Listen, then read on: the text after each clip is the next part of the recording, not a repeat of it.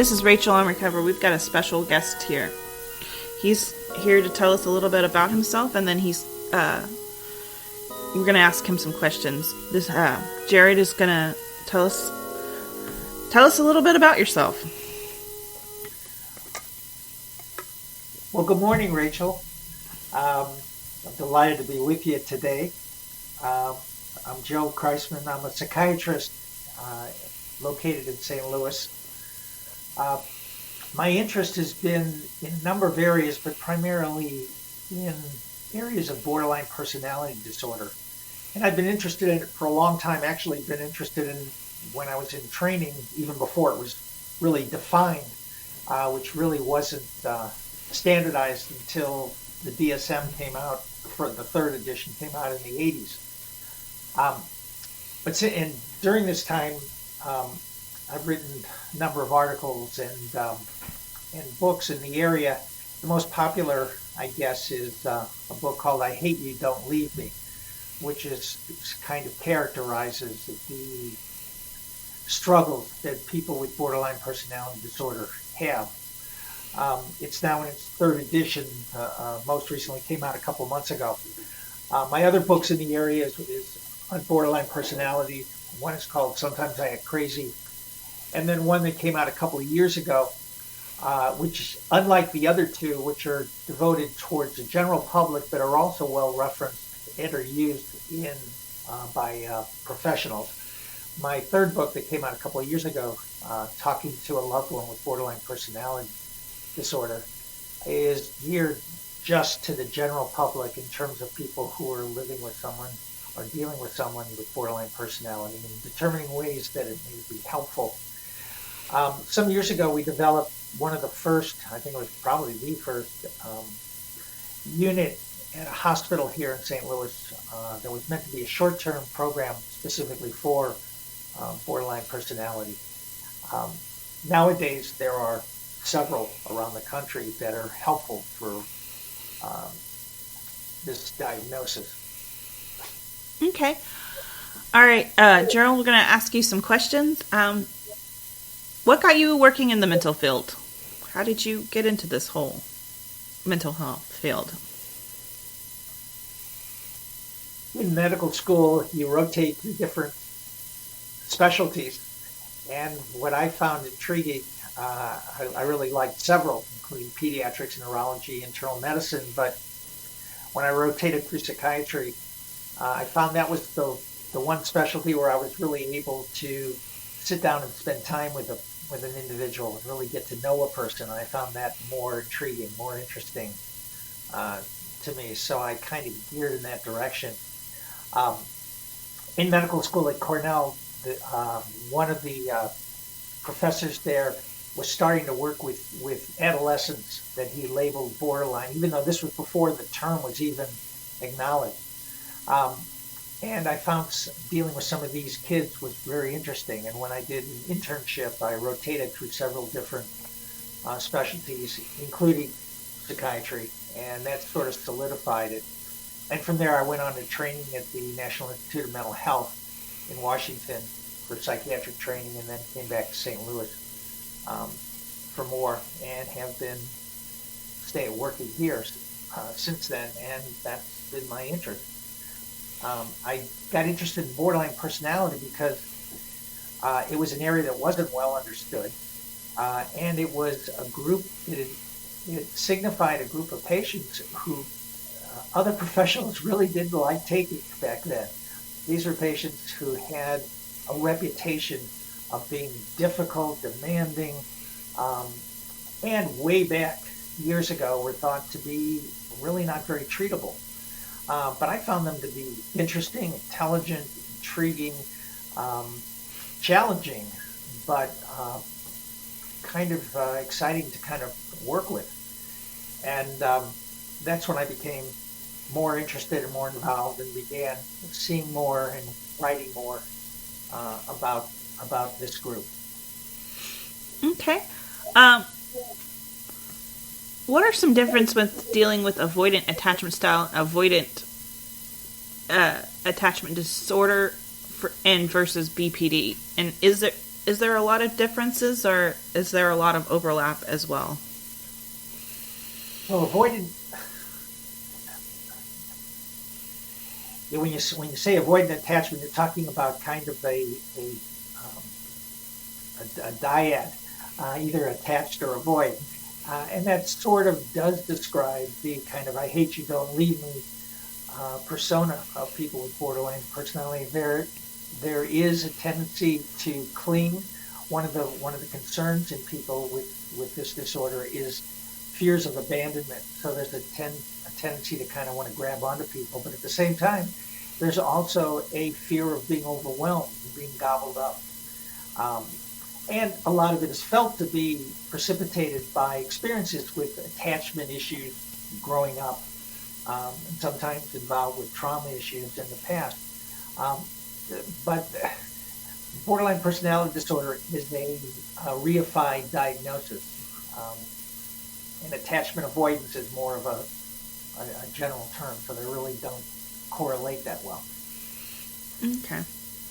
Well, I mean, I know there's an actual avoidant attachment personality disorder, which is different than like a generic avoidant attachment style, which can be used commonly among people that just have an insecure attachment style. Well, that's not actually a defined. There are 10 personality disorders, and attachment avoidance is not one of them. That's just a term that gets thrown around and means some, I think, different things to different people.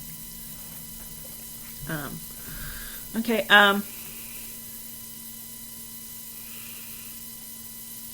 You mentioned there's a lot of trauma related to BPD. Is there some evidence that's controversial that BPD is not related to trauma? Many people with BPD have a history of trauma in their childhood, um, but it's not. But there are many.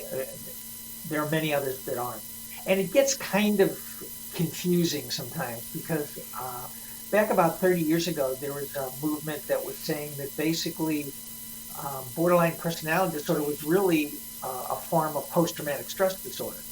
And there's now a concept, and again, it's not a defined disorder or a defined personality disorder, but some people have talked about what's called complex post-traumatic stress disorder, where there's a specific abuse in childhood that has the same symptoms, basically, of borderline personality, tendency to hurt oneself, impulsive, mood changes, um, a poor sense of identity, difficulties with relationships. But genetically, it's been shown that post-traumatic stress disorder and borderline personality are genetically different. They are the symptoms can be differentiated, so they're not the same. And not everybody with borderline personality has a history of trauma. Now, some other people have argued to go look at it in another direction, is that many of the people who are not aware of a sense of trauma in their background really do have a sense of trauma, but they've either blocked it out or they've assumed it's just a matter of, well, everybody has a father who beats them up every once in a while or takes off their belt or has a mother who drinks all the time, and they don't acknowledge that there's a sense of trauma. But although a history of trauma in the background of someone with borderline personality disorder is common, it's not a requirement for defining the diagnosis, and some people do not acknowledge that trauma. Okay.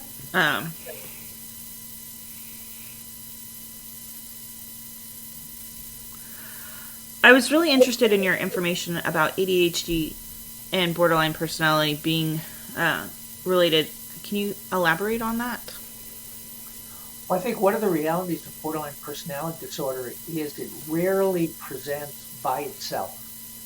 When someone with BPD asks for help, there's usually an accompanying, a comorbid disorder along with it.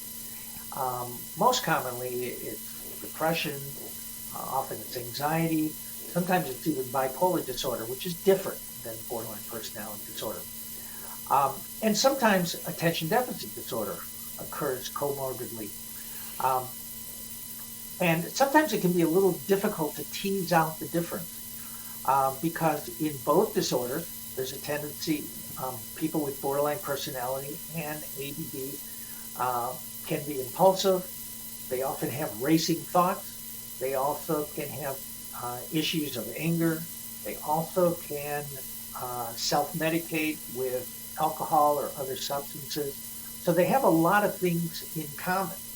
Uh, and there have been some studies showing that a significant percentage of people who have a childhood diagnosis of ADHD um, later on also fulfill criteria for a diagnosis of borderline personality disorder. So they, like with some of the other syndromes, they not infrequently do occur together and do have similar kinds of symptoms. There are differences, though, of course, in ADD or ADHD, which are basically the same. Um, there is not usually a symptom of self-harming. There usually isn't the same kind of issues with identity. Um, there may be some of the interpersonal difficulties, but there are obviously distinctions between those two disorders, even though they may co-occur. Well, because, I mean, ADHD you can see in the brain as well. Well, there are some um, indications of that, um, although I don't think that's been totally uh, determined in the same kinds of ways, in the same ways that we can do some of the other things.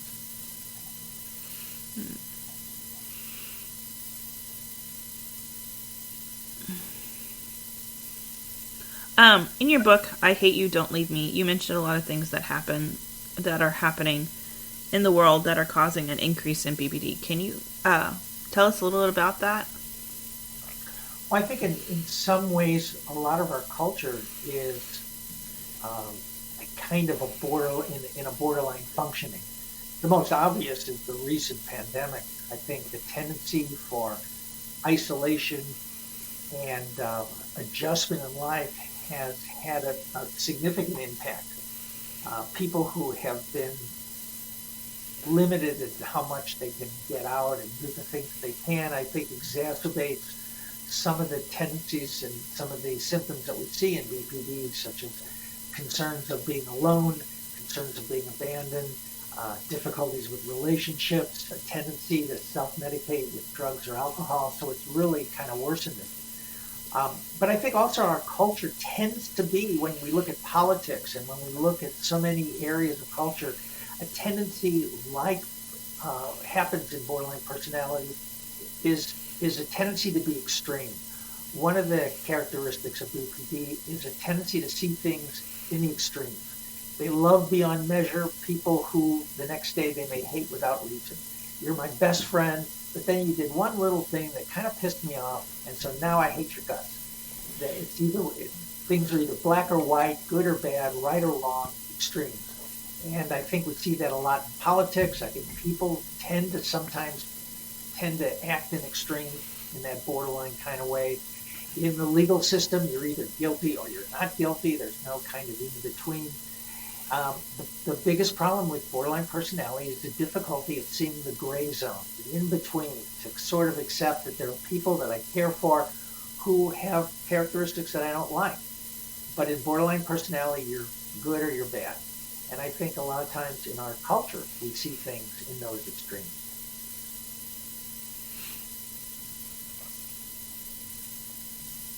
Um, what are your thoughts about the controversial issues of CPD being misdiagnosed as BPD? I'm sorry, is what being Controversial issues of CPD being misdiagnosed as BPD. I'm sorry, CPD? CPTSD, like complex post-traumatic stress, okay. or yeah. Yeah. I think it becomes a matter of lumping or splitting. You know, do you lump them together or do you split them apart? As I said before, PTSD and complex PTSD is different from borderline personality disorder, although they both often have a history of trauma. people with the complex PTSD do have some of the same problems with relationships. But I think basically um, they kind of meld into each other. And I think it becomes kind of a false distinction because if someone who's had that trauma and is having the symptoms of borderline personality disorder, I think it's just less complicated to identify it as borderline personality disorder with, with a history of trauma. And as I said before, true PTSD has been determined to be genetically different, to be biologically different, um, and there are distinctions. I guess here's another question. Like, with your own personal experience, would you say most BPD patients that you work with are due to trauma? Um, the majority do have a history of trauma. Um, Usually in childhood, which usually results in some sense of um, lacking what uh, has been identified by professionals as what's called object constancy, an ability to see some consistency in people as opposed to feeling like things are changing all the time. Um, and I think that, and some of the attachment that is consistent and reliable, mothering experiences that are consistent and reliable are often disrupted for one reason or another. Um, I think you do see that in the majority, but as I said before, not in all of them. Um, at what age do you feel like you mentioned your book about BPD starting to mellow out with a lot of their emotions? What, like, when do you usually see that, if you see it? Well, you first begin to see, although I've had pediatricians who tell me they see signs in young kids. Most often, you don't really see the beginnings of BPD until late adolescence um, or into the 20s is when it first generally presents itself. Although, some people feel that adolescence in general is an expression of borderline issues because indeed a 15-year-old is dealing with issues of identity, of moodiness, of impulsivity, and so forth. So some people feel that almost being a teenager is redundant to being borderline. But the true borderline that gets interfering comes up in early. But when it's defined officially, it's on a categorical area. In other words, to make the definition, to make the true diagnostic definition of borderline personality, there are 9 symptoms, and you have to endorse 5 of those 9 symptoms. Um, but over time, for most of these patients, uh, those 5 dissipate. And so starting into the 30s and usually by the 40s, most of these patients are getting significantly better. Some of the maybe self-harming has gone away. Some of the substance abuse has stopped, in which case they no longer satisfy 5 of those 9 criteria. Maybe they have 2 or 3 of them. So officially, they're no longer borderline. So that most of the vast majority, and by that I mean 90% or more, over time, starting in around the 40s, or sometimes earlier, sometimes later, um, get significantly better. And most get better to the sense that they no longer would fulfill the official criteria for borderline personality. Now, that's not a great way to define it because it's sort of artificial. Because really, it's more a matter of degree. It's more a matter of, um, it's not like suddenly you're borderline and then now you're not because this went away. It's more a matter of just how much is it interfering in your life. But for most people, they do mature out of it over a period of time. What do you feel is the most helpful tool for those in relationships with individuals with borderline personality? Well, I think, um, and that's what the third book, Talking to a Loved One with Borderline Personality, is about. It's looking at some of the symptoms that you see in someone you interact with, such as the sort of kind of damned if you do, damned if you don't kind of situation where someone with borderline personality a lot of time will put the person in a situation where there's no good answer. do you like me better in this outfit or that outfit? Oh, you don't like me over here? Oh, I mean, no matter what you say, you're going to get in trouble with. And I think learning to first recognize that that person just isn't being an evil, nasty person. That person is someone who's really struggling with the disorder. So I think first recognizing that a person you're with has some symptoms of a personality disorder helps. And then being able to be patient, being able to see what sort of traps that you sometimes walk into that you don't want to get, that you want to kind of avoid. And there are certain approaches that I describe in my book that are sort of a way of just being able to be supportive and empathic with the person, but also not being pulled along to exacerbate their symptoms. Being able to have some boundaries with them, but also being able to show you that you care about this individual and that you understand that they're going through a difficult time. All right. You mentioned in your book that electric shock therapy was no good for those with BPD, but have you heard of much research with dealing with EMD or neurofeedback to deal with trauma that could reduce symptoms of BPD? Well, there's certainly some literature that EMDR, which has to do with eye movement, is a has been helpful in dealing with trauma in some people. It's very variable. I mean, some studies have shown some help, some studies have shown not as much help. It has been shown in some cases. Um, there have also been some small studies showing that TMS, transcranial um, magnetic therapy, that's usually been used for depression, has been helpful for that. In general, though, physical treatments, including medication and shock treatment and TMS, have generally had less effect in impacting BPD. The most successful approaches have been treatment approaches. And there's a number that have been formalized in sort of manuals that you can present. And those are treatments, probably most well known as dialectical behavioral treatment, which is a form of kind of behavioral treatment that's helpful.